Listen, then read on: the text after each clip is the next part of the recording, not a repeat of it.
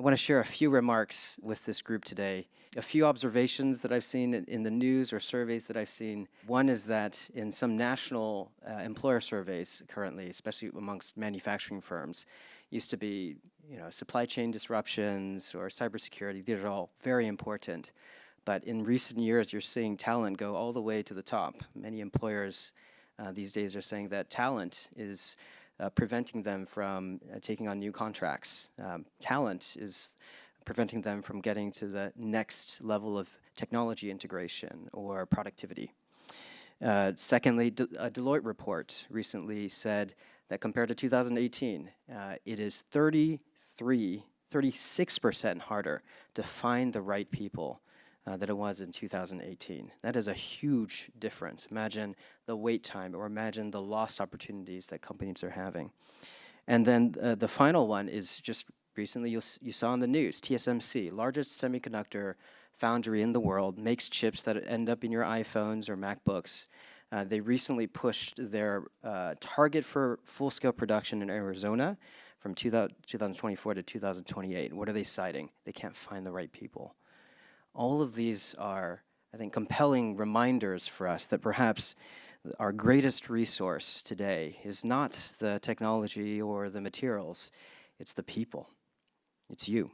You've put in a lot of time, a lot of energy, your creativity, your investment over weekends, over weeknights.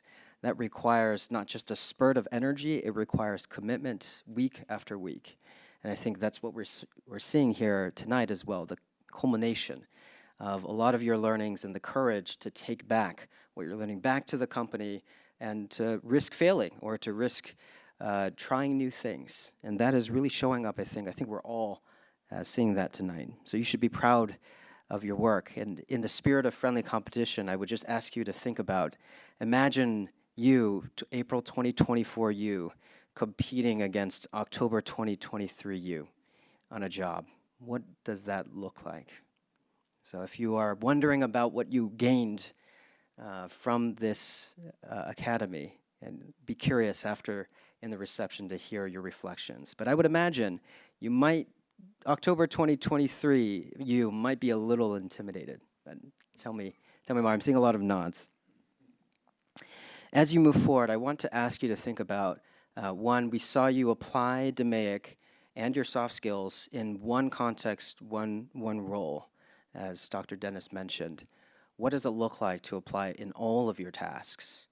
And I would love to see, in a year from now, you come back and to share with us stories of the savings that you've enabled, not just proposed now, but enacted in your companies, and the impact on the firm that you've been able to make through what you've learned here.